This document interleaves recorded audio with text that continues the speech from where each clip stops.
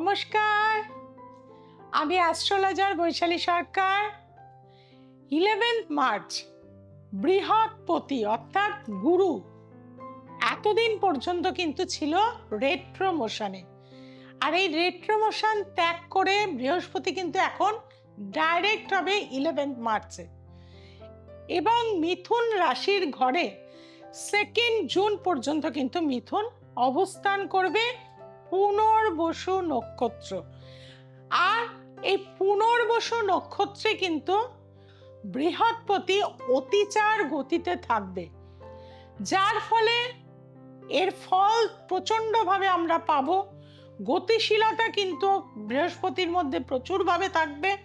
আর যেহেতু বৃহস্পতি অর্থের কারক গ্রহ, এডুকেশনের কারক গ্রহ, আইনের কারক গ্রহ, সন্তানের কারক গ্রহ, যার ফলে এইগুলোর প্রাধান্য কিন্তু এই সময় থেকে আমরা প্রবলভাবে দেখতে পাবো।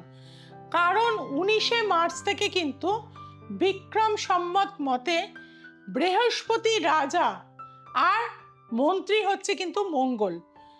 আপনারা আমার প্রত্যেকটা ভবিষ্যৎবাণী আমি যা যা প্রেডিকশন করে গেছিলাম, সেটা রূপোর দাম বলুন, সোনার দাম বলুন, যুদ্ধকালীন পরিস্থিতি বলুন, ভূমিকম্প বলুন, মানে একদম ডেট দিয়ে দিয়ে কিন্তু আমি বলে গেছি। আমি একমাত্র পশ্চিমবঙ্গে ম্যান্ডেন অ্যাস্ট্রোলজির ওপরে কিন্তু আমি একমাত্র কাজ করি এবং ফলাদেশ দিয়ে যাই। বিহারের রাজনীতিটাও কিন্তু আমি বলে গেছিলাম এবং প্রত্যেকটাই কিন্তু মিলেছে।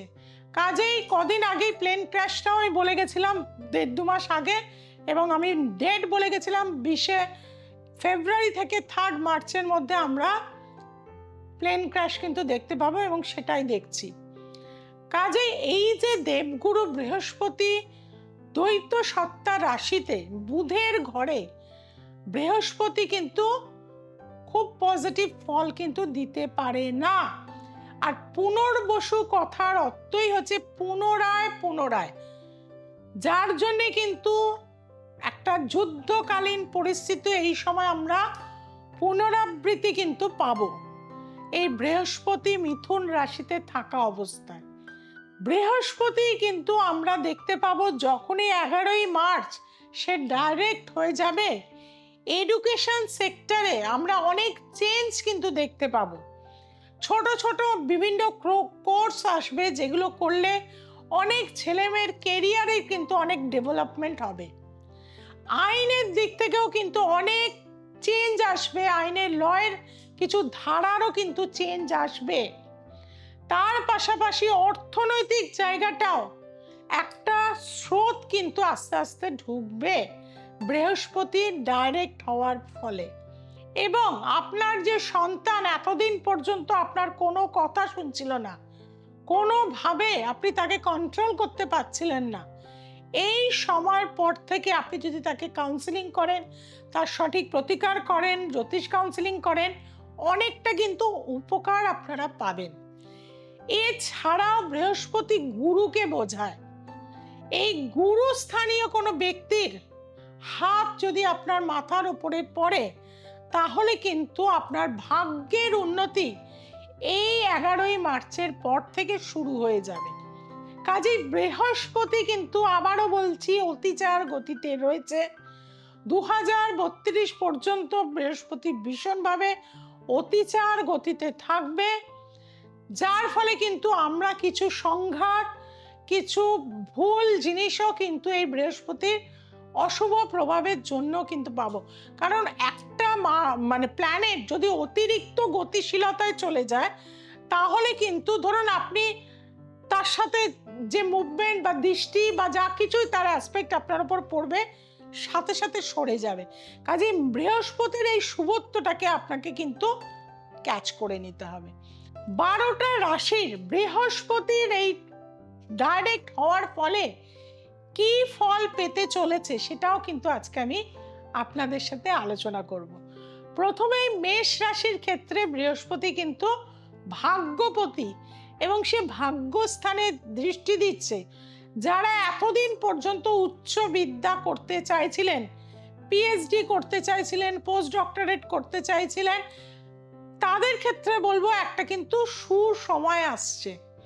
এবং যারা দূরে গিয়ে, নবম হচ্ছে উচ্চবিদ্যা এবং দূরকে বোঝায়, দূরে গিয়ে করতে চাইছেন, বিদেশে যেতে চাইছেন, তাদেরও কিন্তু এই সময় সুযোগ আসবে।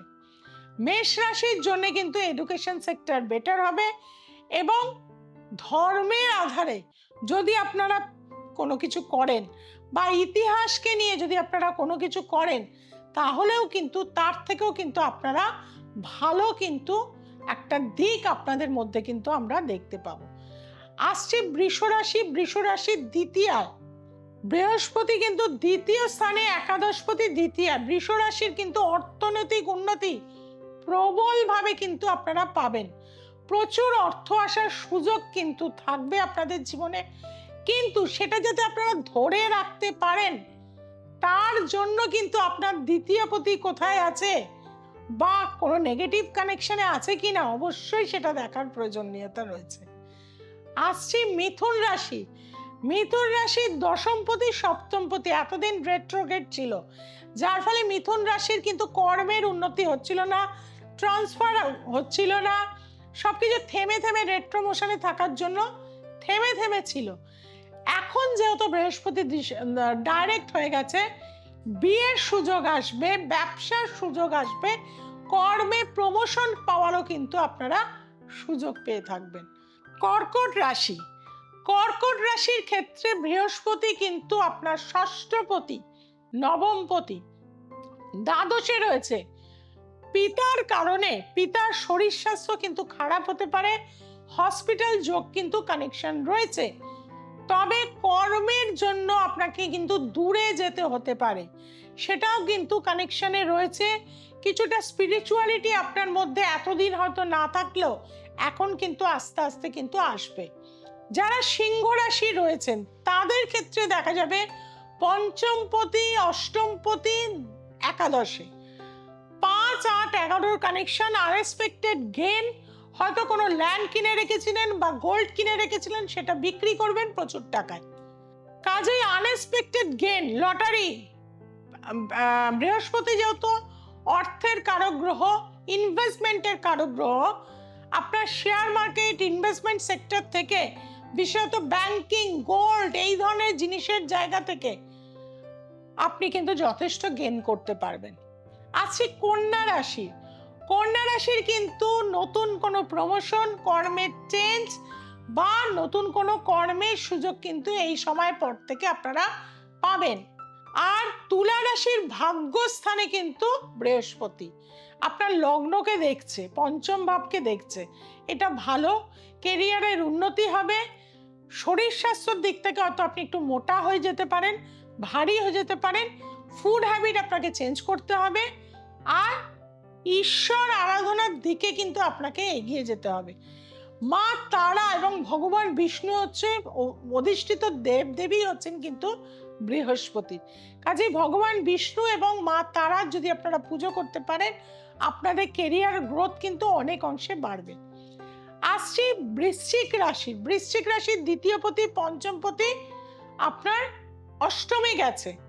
দ্বিতীয়পতি দ্বিতীয় অ্যাসপেক্ট দিচ্ছে, পঞ্চমপতি সে কিন্তু আপনার অষ্টমে গেছে। আপনাদের মধ্যেও হঠাৎ কোনো অর্থপ্রাপ্তি, বহুদিন ধরে টাকা আটকে ছিল সেই টাকা ফেরত আসা এবং পারিবারিক সুখ স্বাচ্ছন্দ্য কিন্তু বৃদ্ধি হবে। ধনুরাশির জন্য যাদের এতদিন পর্যন্ত নতুন কোনো বিজনেস হচ্ছিল না, আটকে যাচ্ছিল, অনেক কিছু স্থিরতা করছেন কিন্তু আটকে যাচ্ছে, তাদের কিন্তু এই বাধা একদম কেটে যাবে, ব্যবসায় উন্নতি হবে। দেখাশোনা করুন, অবশ্যই বিয়ের সুযোগ কিন্তু রয়েছে।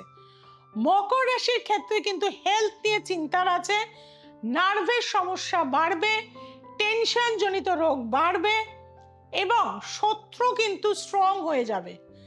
সেদিক থেকে আপনাদের সাবধানে থাকতে হবে। অনেকদিন পর্যন্ত যারা চাকরির চেষ্টা করছিলেন তাদের কিন্তু প্রাপ্তির যোগ রয়েছে। আসছি কুম্ভ রাশির। কুম্ভ রাশির সন্তান যারা নিতে চাইছিলেন এই সময় অবশ্যই চেষ্টা করুন। যারা দীক্ষা নিতে চাইছিলেন এই সময় অবশ্যই চেষ্টা করুন।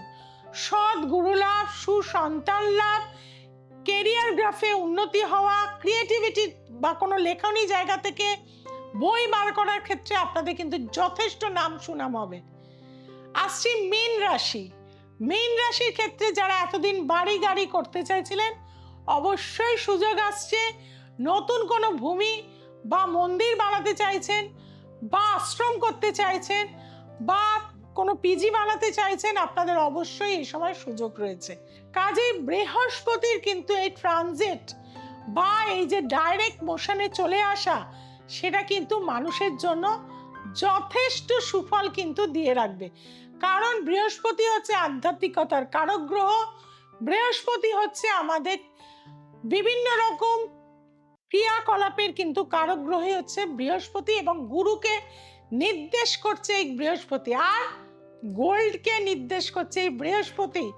যারা গোল্ডে কিন্তু ইনভেস্টমেন্ট করতে চাইছেন, এখনো কিন্তু করুন। গোল্ড কিন্তু 2026-এ 2 লাখ টাকা কিন্তু টাচ করে যাবে। কাজে আমার আগের প্রত্যেকটা ভবিষ্যৎবাণী যেরকম মিলেছে, আজও যা যা বলে গেলাম ভবিষ্যতের জন্য সেগুলো প্রত্যেকটাই কিন্তু মিলবে। কাজেই যারা খুব কঠিন সমস্যায় রয়েছেন, বহু জ্যোতিষ তান্ত্রিক করেছেন, ফল কিছু হয়নি, অনেক জায়গায় ঘুরে একদম মন ভেঙে গেছে, পয়সা চলে গেছে, ভাবছেন কি করব, এই সমস্যা থেকে ওভারকাম পাবো কি করে, একবার আসতে হবে। যারা একবার আমার কাছে এসছে, চ্যালেঞ্জ গ্যারেন্টি যুক্ত রেমেডি আমি দিয়ে থাকি। আপনার কষ্টার্জিত পয়সা নষ্ট হয় না। এবং যাদের বিয়েতে প্রবল বাধা আছে, সামনের অমাবস্যা যোগটি ভীষণ শুভ, অবশ্যই কাজে লাগান, সফলতা লাভ করবেন। প্রতিটা অনুষ্ঠান আপনারা খুব ভালো করে দেখেন, কিন্তু ভুলে যাচ্ছেন সাবস্ক্রাইব করতে। আজকেই, এখনই দ্য এসেন্স অফ অ্যাস্ট্রোলজিকে সাবস্ক্রাইব করুন। যে বেল আইকনটি রয়েছে তাকে প্রেস করে দিন, চেনা জানা বন্ধু বান্ধবের কাছে ছড়িয়ে দিন। সোমবার, মঙ্গলবার, শুক্রবার এবং রবিবার রাত্রি ঠিক 9টায় দ্য এসেন্স অফ অ্যাস্ট্রোলজি দেখতে ভুলবেন না।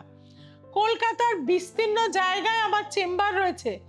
রাজারহাটে পাচ্ছেন, হাতিবাগানে পাচ্ছেন, ব্যারাকপুরে পাচ্ছেন, হাওড়াতে পাচ্ছেন, বেহালায় পাচ্ছেন, গড়িয়াহাটায় পাচ্ছেন, শেওড়াফুলিতে পাচ্ছেন। যার যেখানে সুবিধা অবশ্যই যোগাযোগ করে নিন। আর মার্চ মাসে আপনাদের কাছে একটা বিরাট সুযোগ। আপনারা যারাই কনসালটেন্সি করাতে আসবেন, আপনারা সম্পূর্ণভাবে বিনামূল্যে লাইভ হরোস্কোপ পাচ্ছেন। কাজে এটা যারা নিতে চাইছেন, তাদের প্রত্যেককে বলবো এখন থেকে কিন্তু 6290513152-তে যোগাযোগ করুন। আর যারা দূরে রয়েছেন, কলকাতার বাইরে রয়েছেন, অনলাইন প্রেডিকশন সুযোগ থাকছে আপনাদের কাছে। আমরা অনলাইনে আপনাদের কিন্তু রেমেডিও পাঠিয়ে দিচ্ছি দেশ বিদেশের জায়গাতে। আজ এই পর্যন্ত। সবাই খুব ভালো থাকুন, সবাইকে খুব ভালো রাখুন। জয় তারা, জয় মা তারা, জয় জয় তারা, হর হর মহাদেব।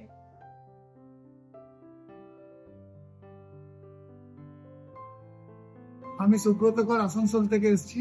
আমি মেয়ের জন্য, আমার স্ত্রী এবং আমার জন্য দেখানোর জন্য এসেছিলাম দিদির কাছে। দিদির কাছ থেকে রেমেডি নিয়ে আমরা 3জনই ভালো আছি। আমি সবাইকে বলবো, যারা বহু জায়গায় ঘুরেছেন, কাজ পাননি, তারা অবশ্যই দিদিকে একবার দেখান, দেখিয়ে রেমেডি নিন, আপনারা অবশ্যই কাজ পাবেন।